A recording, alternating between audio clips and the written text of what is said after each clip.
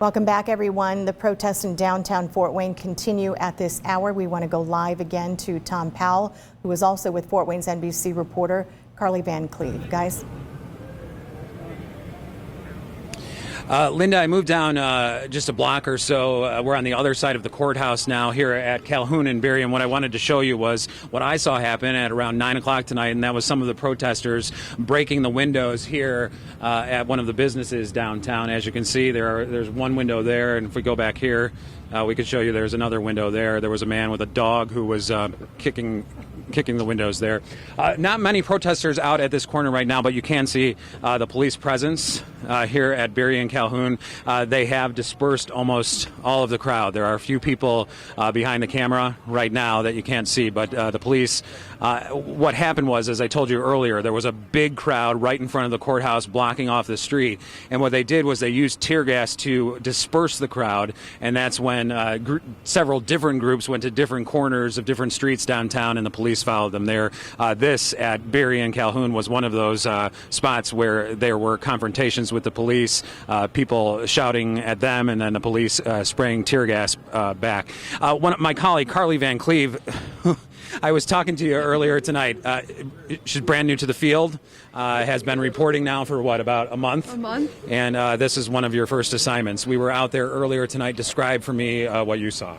So earlier I was here around 5 o'clock, and it was a normal Fort Wayne protest. You would see people with signs and yelling different things, and pretty usual. And slowly I watched as people went into the streets, and I followed them to the MLK Bridge. It was only a group of about 10 or so people, and they sat down in the street and silently sat there with their fists in the air.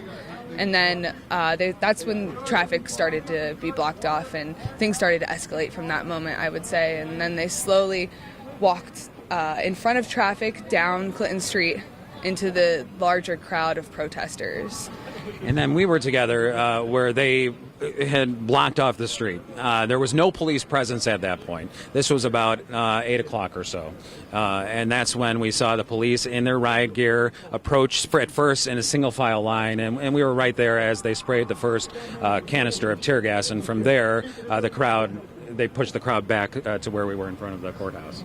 Yeah, and I kept thinking in different moments that they were going to back off, and that the protesters were going to leave and the police were going to leave, and seconds later they would start throwing tear gas again. I know earlier multiple of us got hit with a canister. I got hit in the back, had to start running, and I saw it happen to so many different people, and almost every time I didn't see any sort of warning, and you can vouch for that as well. When they first sprayed that tear gas, there was no word.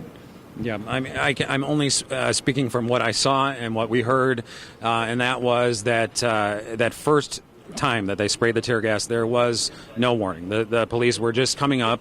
The protesters were in the middle of the street blocking it off, and that's when they sprayed the first tear gas, and then they started shooting the canisters into the crowd. Here we are 8, 9, 10, 11, 3 hours later, and the crowd has pretty much dispersed here in downtown Fort Wayne. So tensions are a little bit down, but we showed you the damage that was done here. Did see 2 people under arrest, and we'll have to check back with police for the final numbers on that. But Carly, thank you for your coverage, and thanks for being here. And Linda, we'll send it back to you. You too. I'm so grateful that you're okay, and that we so far have heard that everyone is okay down there tonight physically.